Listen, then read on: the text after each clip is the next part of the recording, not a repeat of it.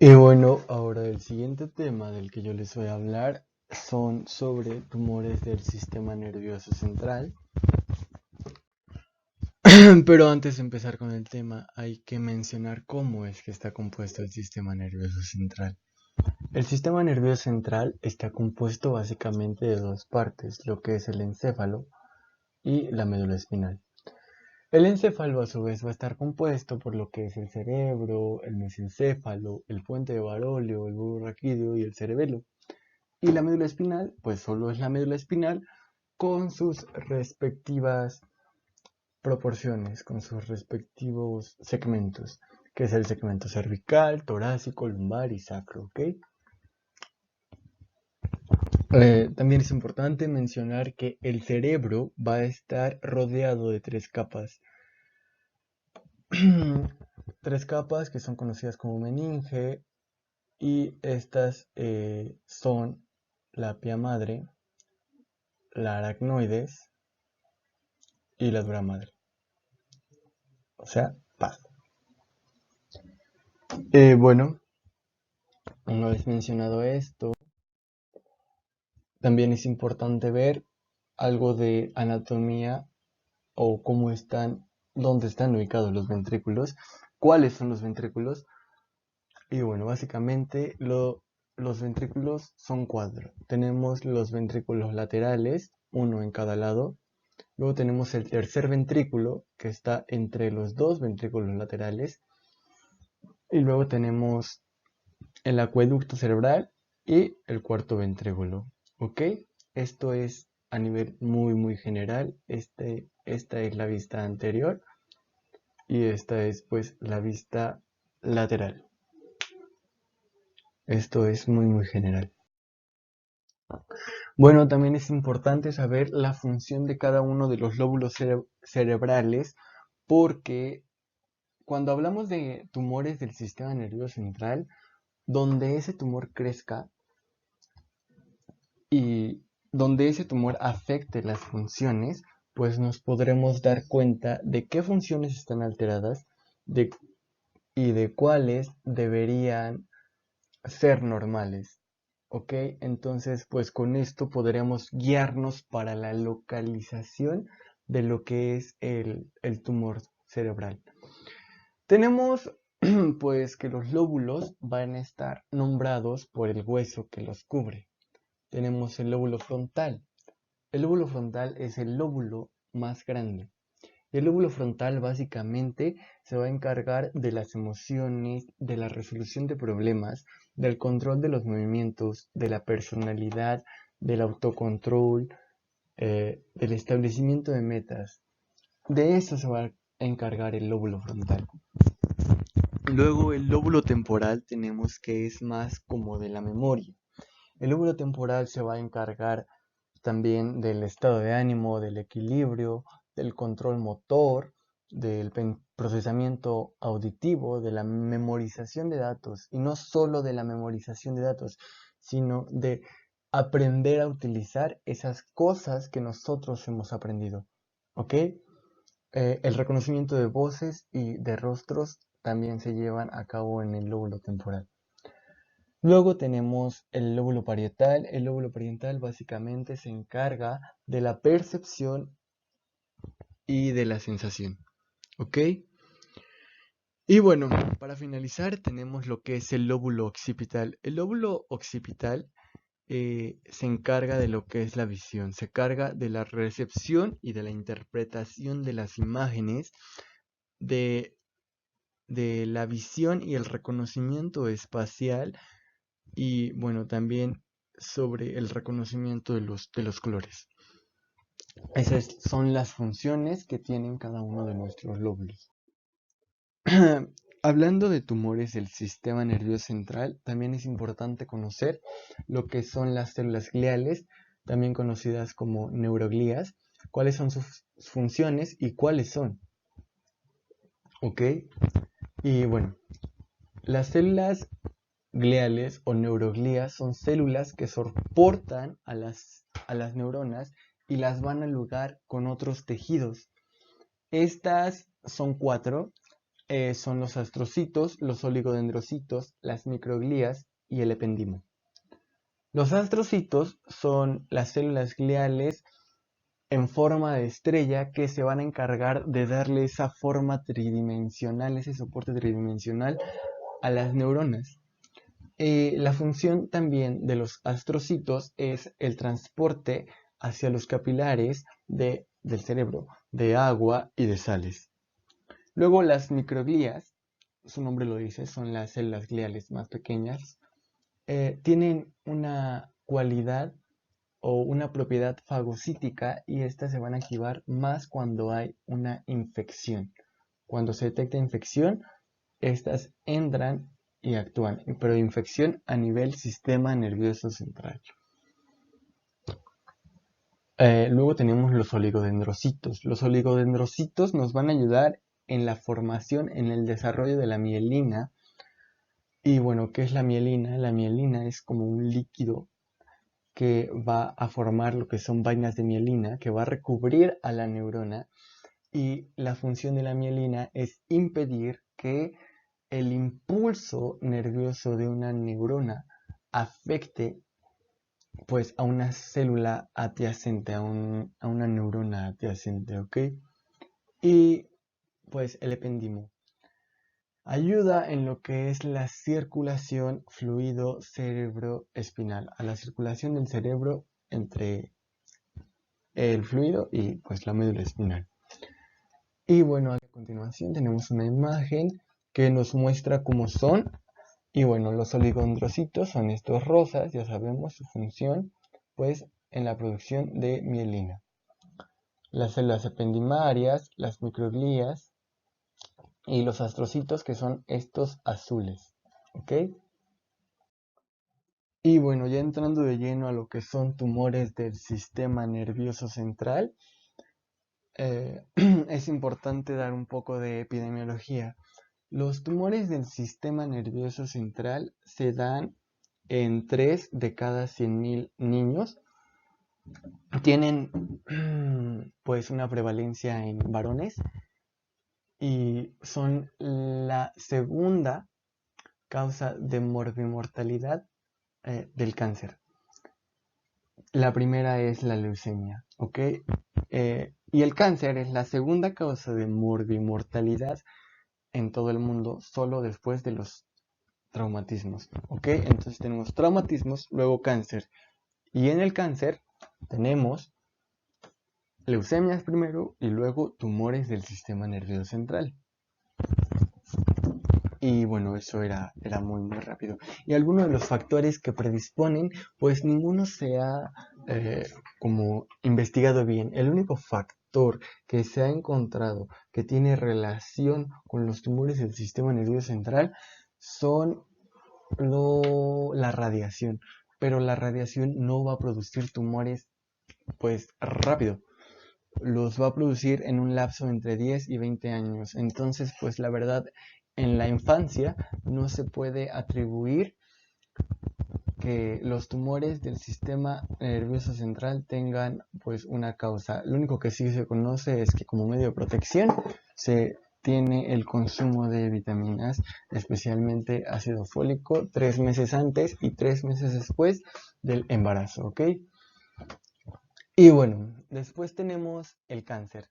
El cáncer se va a definir como un grupo grande de enfermedades que van a tener en común el desequilibrio entre la proliferación y la muerte celular, ¿ok? Entonces van a aparecer más células de las que deberían estar, no se van a morir como deberían y bueno, esto puede ser causado por factores genéticos.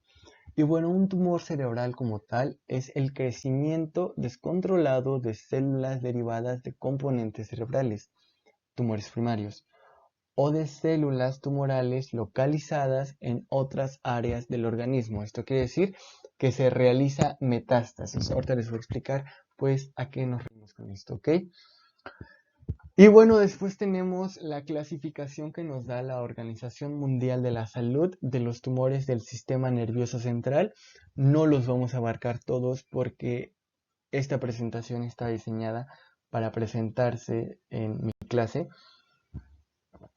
y pues era muy poco tiempo el que yo tenía, entonces abarqué los más importantes. ¿Ok?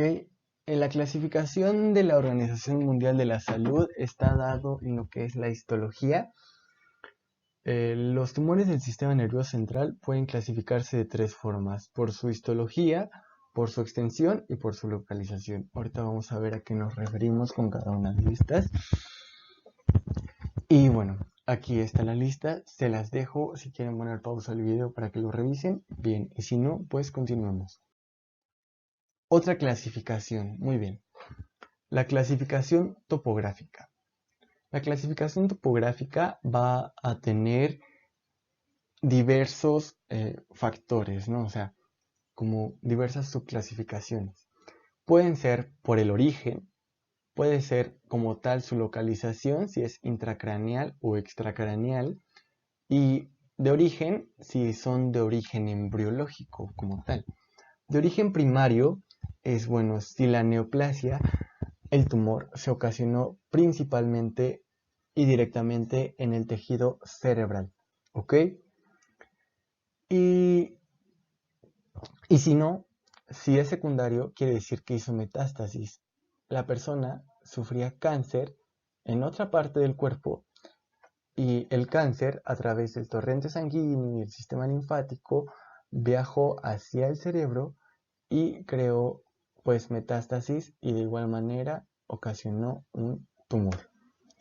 Intracraneal y extracraneal. Bueno, los intracraneales tenemos que pueden ser supratentoriales e infratentoriales. ¿A qué me refiero con esto? Pues bueno, los supratentoriales van a estar dados de todo lo que es el cerebro. A partir de esta línea roja, todo es supratentorial. Debajo de esta línea, o sea, esta línea azul, todo es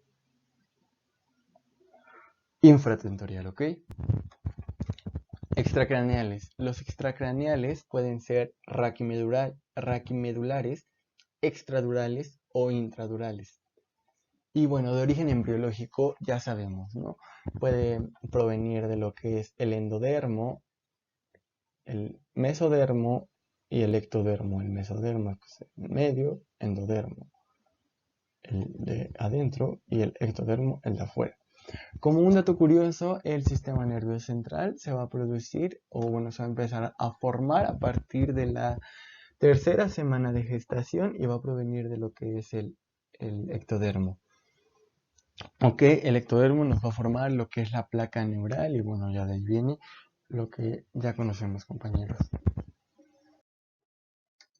Clasificación por su localización y bueno, de una vez por su prevalencia. Tenemos que los tumores infratentoriales abarcan un 50, alguna bibliografía marca que es 55, dejémoslo en 50% de los tumores pediátricos del sistema nervioso central, un 50% son infratentoriales y los más comunes es el astrocitoma, el meduloblastoma, el ependimoma y el glioma de tronco. Luego tenemos los tumores celares o supracelares. Estos abarcan un 20%. Y bueno, los más comunes de la región celar o supracelar es el craneofaringioma, el glioma quiasmático, el glioma talámico, glioma hipotalámico y el germinoma. ¿Dónde está localizado o dónde es la región celar? Pues bueno, básicamente tenemos que la región celar y supracelar, pues bueno, es aquella que si nosotros realizamos un corte medio sagital al cerebro, se va a ver aquí como el de este niño. Y pues la región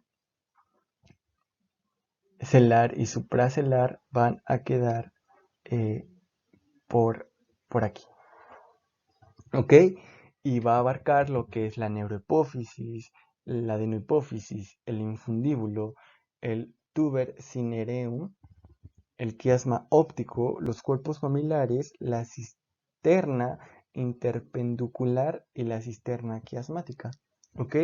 Y bueno, ya después tenemos los tumores hemisféricos teniendo una prevalencia del 30%. Hemisféricos, pues se van a presentar en cualquiera de los dos hemisferios del cerebro, izquierdo o derecho, y los más comunes son los astrocitomas, los oligodendrogliomas, los tumores primitivos del sistema nervioso central, neuroectodérmicos, los ependimomas, los meningiomas, los tumores del plexo coroideo, los tumores de la región pineal y los tumores de la estirpe neural, ¿ok? Eso es una clasificación por su localización y por su frecuencia.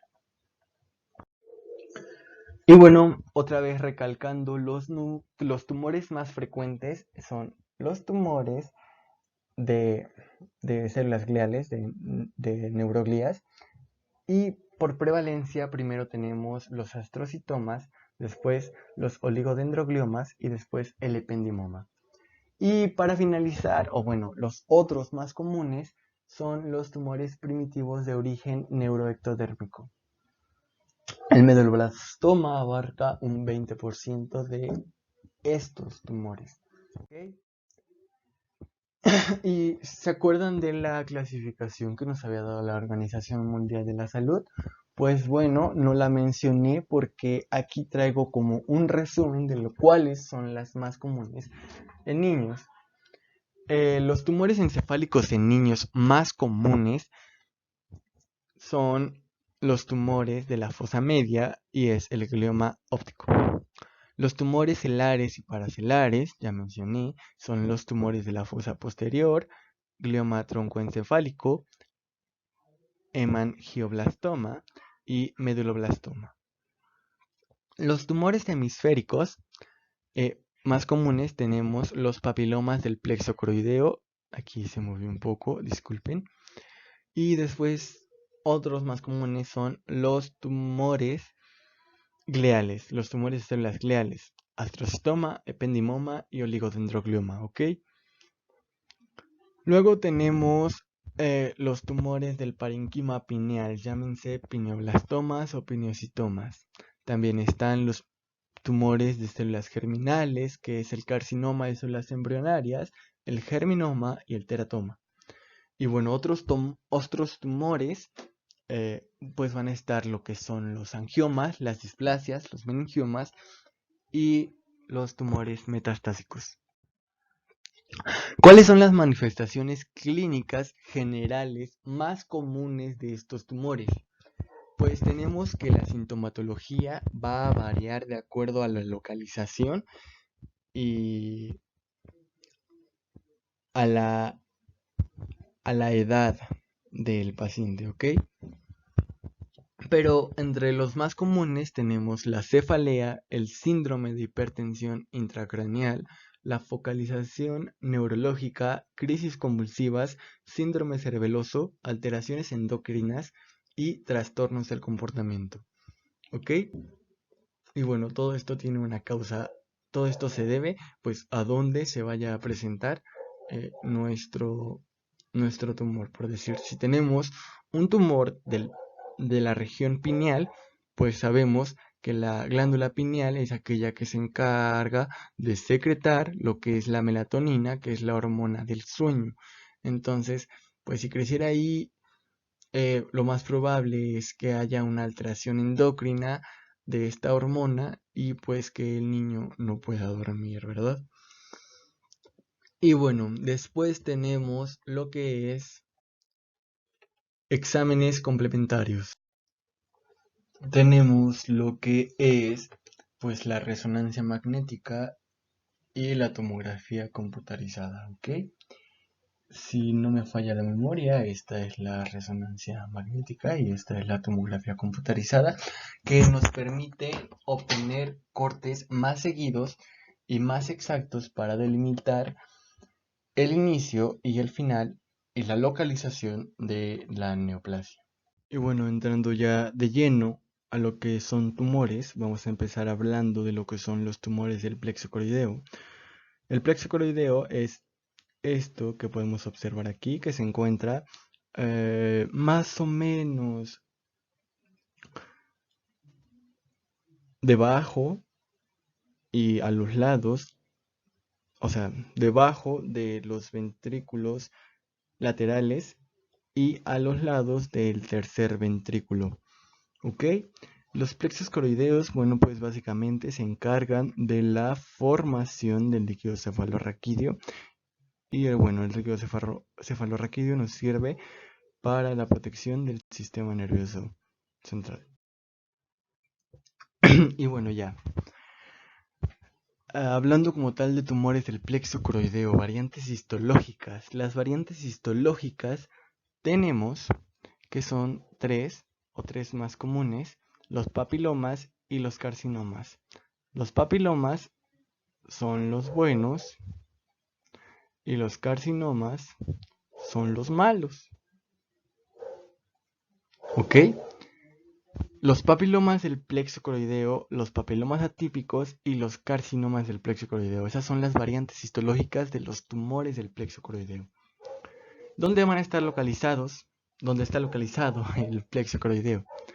Pues normalmente en cualquiera de alguno de los ventrículos laterales, izquierdo o derecho, pero también pueden llegar a surgir en lo que es el tercer ventrículo, o sea, en el tercer ventrículo que anatómicamente se encuentra entre los dos laterales. ¿Cuál es el cuadro clínico de los tumores del plexo coroideo? Pues el principal va a ser la presión intracraneal aumentada con hidrocefalia, o esa es una de las principales. Y bueno, la hidrocefalia puede llegar a ser comunicante y no comunicante. ¿Quiere decir esto?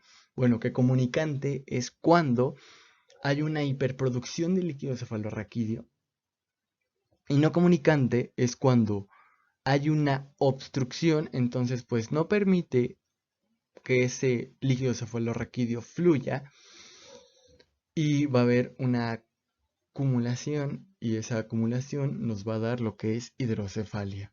¿Ok?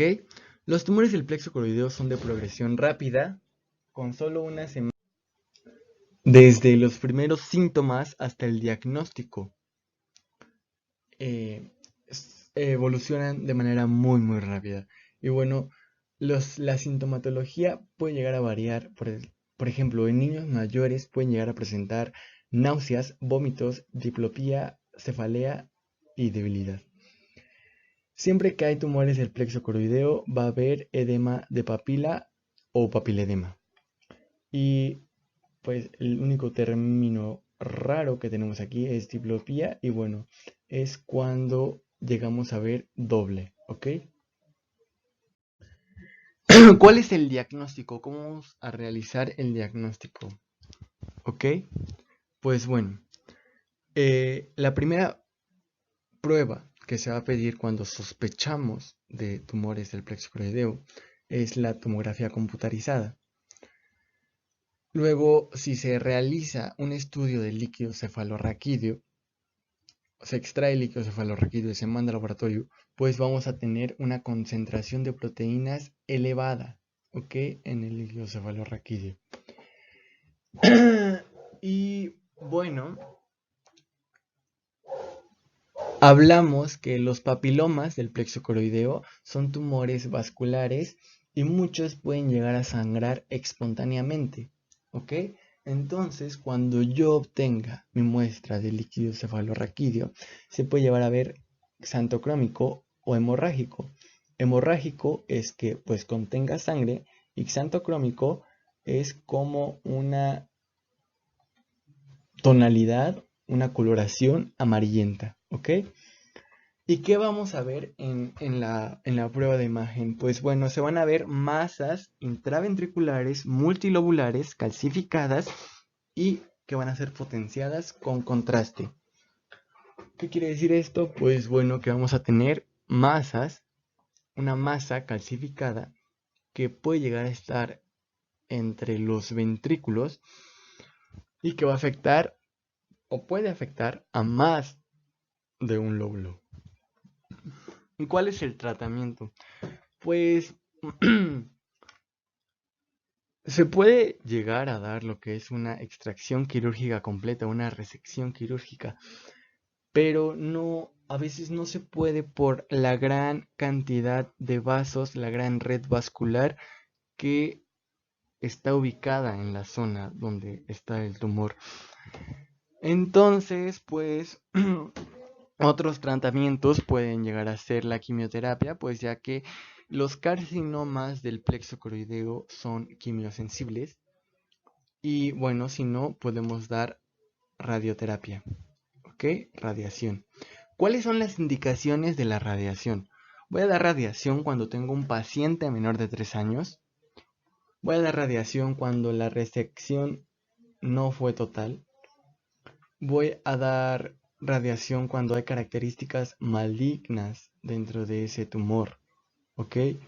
Y bueno, uno se preocuparía por la hidrocefalia. La hidrocefalia se va a resolver cuando se extrae o se elimina el tumor. ¿Ok?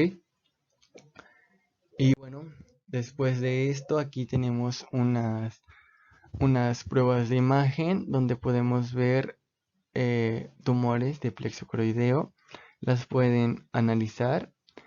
Yo haré mi análisis. Si no me falla la vista, podría llegar a ser este el tumor.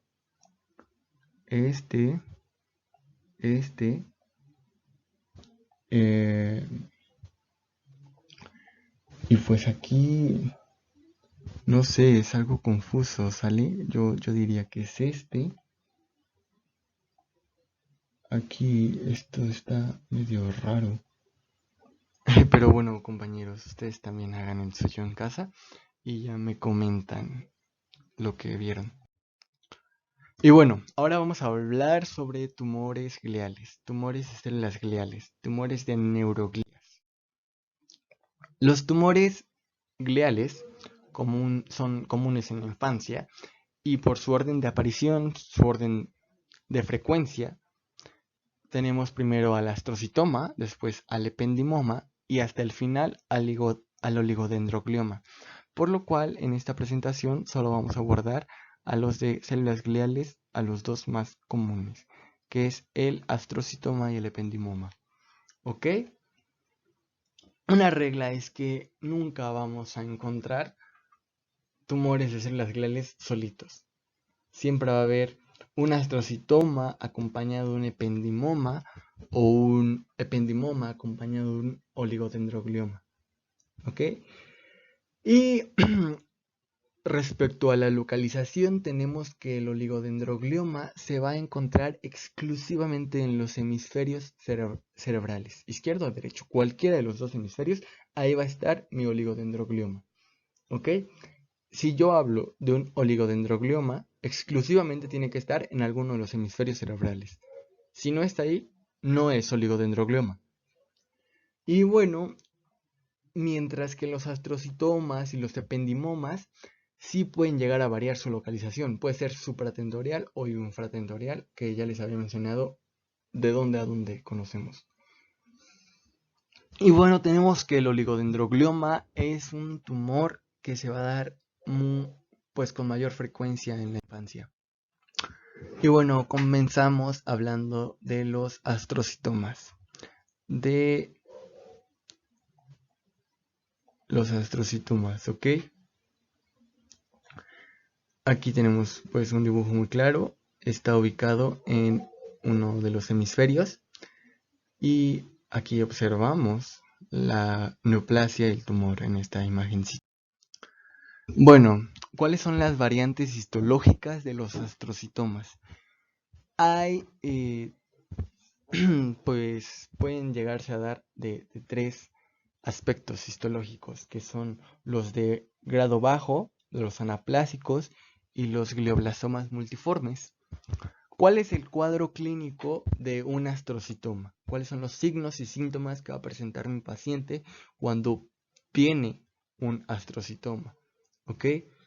Bueno, las manifestaciones iniciales de los tumores gliales en niños van a depender, como ya se había mencionado, de la edad del niño y de la localización. Estas pueden incluir convulsiones, hemiparesia y trastornos del movimiento, que usualmente van a afectar a un lado del cuerpo. Y bueno, hemiparesia como tal es cuando tenemos debilidad o parálisis parcial de un lado del cuerpo que puede llegar a afectar los músculos faciales, las piernas y los brazos, ¿ok? Y bueno, cuando el tumor es de crecimiento lento, no se pueden llegar a presentar estos síntomas, pues ya que pues porque las estructuras que están al lado de donde va a crecer ese tumor se van a ir acomodando al tumor, entonces pues no se pueden no llegar a presentar estos síntomas. Y bueno, también tenemos que la cefalea constituye una queja muy común cuando hablamos de astrocitomas. Y hablando de cefalea, cuando es una cefalea focal persistente, o sea, cuando la cefalea se localiza en un punto específico del cráneo, pues nos puede llegar a dar un indicio de dónde es que está localizado ese tumor. Las manifestaciones iniciales en niños con tumores medulares pueden ser disfagia progresiva, ronquera, ataxia y hemiparesia. Los tumores cervicomedulares producen molestias cervicales, debilidad, entumecimiento de las manos y cuadriparesia asimétrica. Y bueno, como tal, los tumores mesencefálicos provocan manifestaciones de hipertensión intracraneal, diplopía y hemiparesia, ¿ok? Y bueno, cuando hablamos de un astrocitoma hemisférico, los síntomas pueden llegar a ser hipertensión intracraneal, cefalea generalizada, náuseas, vómitos y ya está. Y bueno, pues les voy a hablar sobre el diagnóstico. El diagnóstico siempre vamos a preferir una resonancia magnética antes de una tomografía cuando se sospecha de un tumor glial. Los gliomas de bajo grado van a aparecer de densidad a áreas de densidad baja o quísticas que se intensifican en el contraste. Si cuando yo aplico a medio de contraste no se intensifica, eso quiere decir que hay edema, ¿ok? Edema alrededor. Y bueno, ¿cuál es el tratamiento?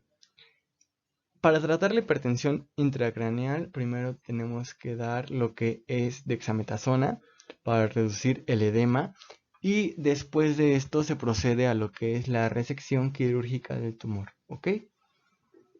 Después, pues aquí tenemos una imagen donde se observa muy bien lo que es el astrocitoma.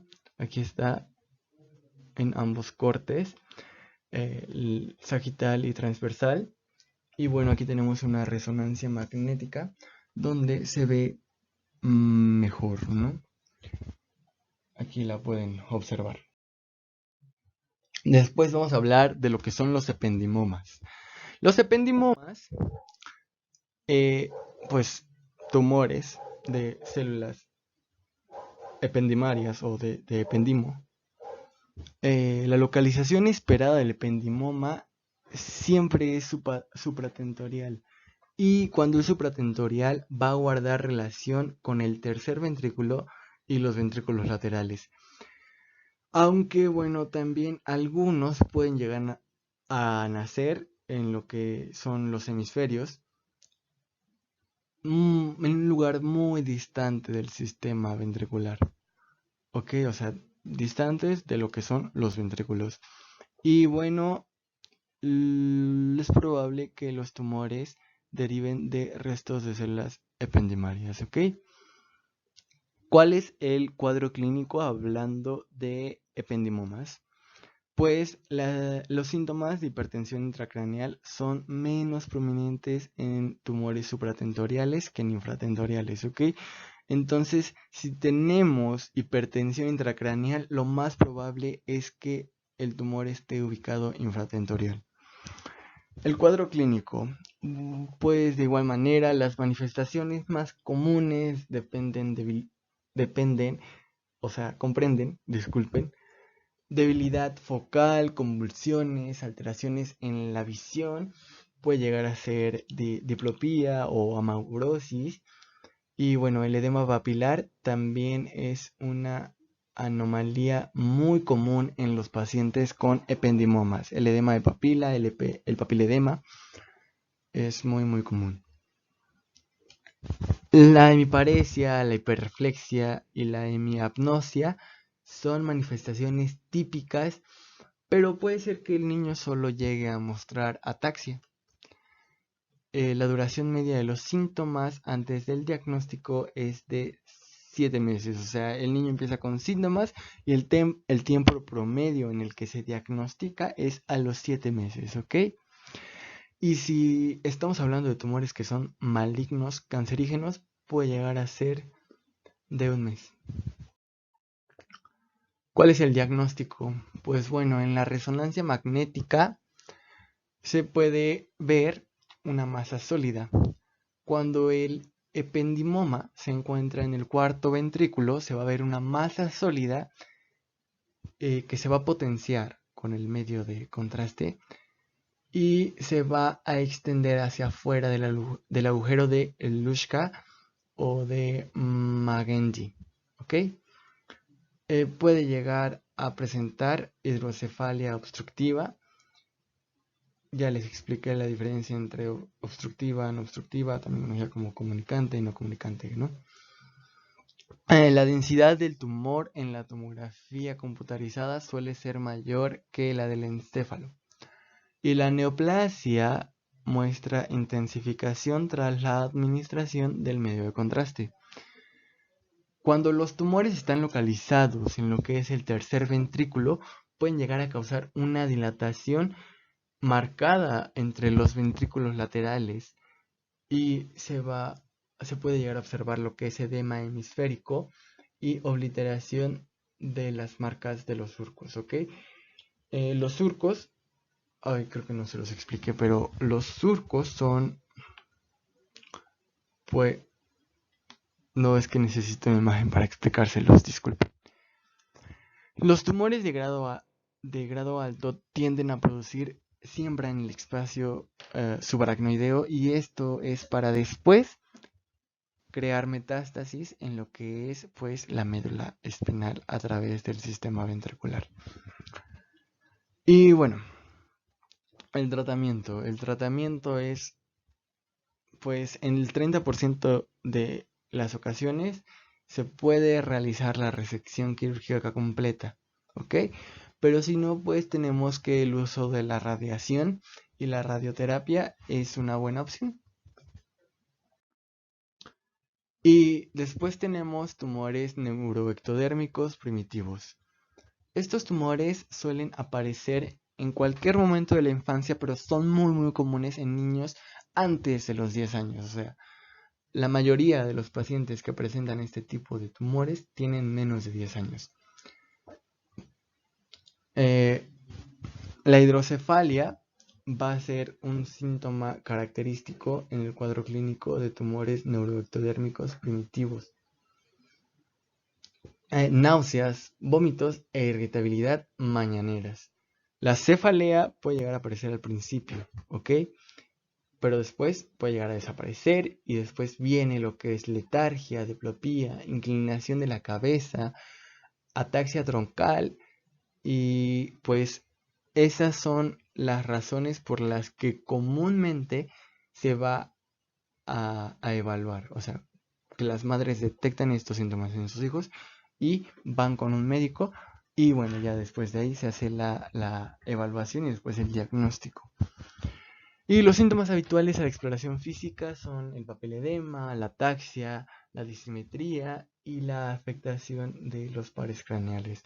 Ok, recordemos cuáles son los pares craneales. Espero que todos se lo sepan. Si no, pues solo me queda mencionarles que son 12. Me los sé todos, pero es muy poco mi tiempo, entonces no los voy a mencionar. El diagnóstico, pues básicamente se va a hacer una resonancia magnética y se va a mostrar, pues, ¿cómo lo explico? Pues se puede llegar a mostrar intensidad de la señal entre homogénea y mixta en lo que es el tumor. Y bueno, como estos también pueden darse en lo que es la médula espinal, bueno, en las imágenes, cuando tomamos una radiografía, una resonancia magnética de la torácica 2, las lesiones son casi isotensas, o sea, son isotensas respecto al parénquima encefálico. Pero bueno, estas tienden a intensificarse cuando aplicamos medio de contraste, ¿ok? El tratamiento, pues bueno, primero la dexametasona para aliviar la hipertensión intracraneal. Después, la resección del tumor. A veces podemos llegar o no a conseguir la resección de un tumor neuroectodérmico primitivo, pero si no se consigue, pues esos tumores son radiosensibles, entonces pues se puede llegar a usar radioterapia, pero se tiene que radiar toda el área del cráneo y de la médula espinal. Ok, y bueno, aquí vemos un estudio de imagen donde se ve muy claro el, el tumor. Y bueno, si lo encontramos a nivel de médula, pues sí, de médula espinal, está aquí. Ok, espero que lo logren visualizar. Ahí se encuentra. Tumores de la región pineal. Tumores de la región pineal, pues bueno, son los tumores de células germinales más comunes, seguidos por los tumores del parénquima pineal. La localización, pues bueno, obviamente se va a asentar cerca en la región pineal, en la línea media, y puede llegar a invadir o a comprimir lo que es el tercer ventrículo por la localización más que nada. Y pues al comprimir es muy común el síntoma de hipertensión intracraneal. ¿Ok? En el cuadro clínico, muy comúnmente vamos a encontrar lo que es el síndrome de Parinaud. Y bueno, cuando los tumores crecen en el hipotálamo o lo comprimen, se puede llegar a producir una pérdida de la visión, diabetes insípida, pubertad precoz y emaciación. Esto es cuando el tumor llega a comprimir el hipotálamo. Y bueno, después tenemos que la extensión del tumor en la fosa posterior puede llegar a producir lo que es neuropatías craneales, ataxias y extensión lateral que puede llegar a provocar hemiparesia. ¿Ok? Y bueno, hablando un poco sobre lo que mencioné ahorita del síndrome de Parinaud, pues bueno, este síndrome también es conocido como el síndrome de la porción dorsal del mesencéfalo. Y bueno, ¿de qué consiste este síndrome? Se consiste de una parálisis supranuclear en la mirada vertical, o sea, los ojos van a estar como mirando fijamente hacia un punto y muy muy abiertos. Movimientos involuntarios del globo ocular también son frecuentes en este síndrome. Y bueno, una retracción de pupilas y trastornos del reflejo. O sea, va a haber trastornos en el reflejo debido a la alteración en la visión. El diagnóstico, bueno, el diagnóstico principalmente de los tumores de la región pineal es la resonancia magnética. Y pues bueno, cuando se trata de teratomas, pues pueden llegar a contener áreas hiperdensas y multiquísticas. A veces puede llegar a existir lo que es una calcificación y esta va a ser intensificada por el contraste, pero no va a ser uniforme si existen quistes. Los tumores se extienden en el sistema ventricular y exhiben intensificación marcada por contraste, y cuando esto pasa suelen ser malignos.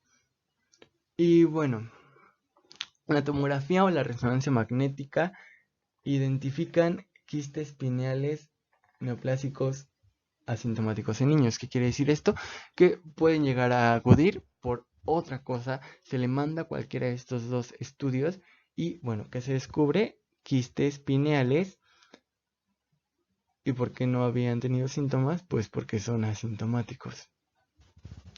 Y bueno, ¿cuál es el tratamiento más común el tratamiento esperado en tumores de la región pineal? Tenemos la biopsia.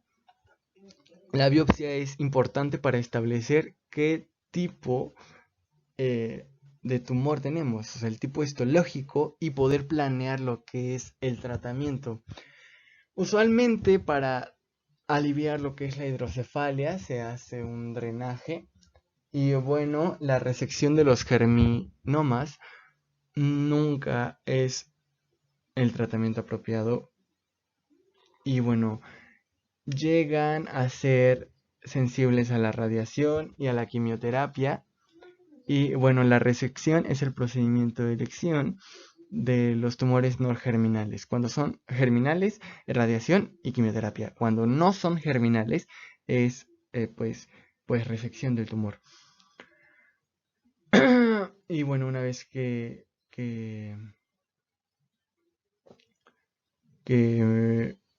se soluciona esto, el pronóstico para los pacientes es mucho mejor. Y bueno, esta fue toda mi intervención.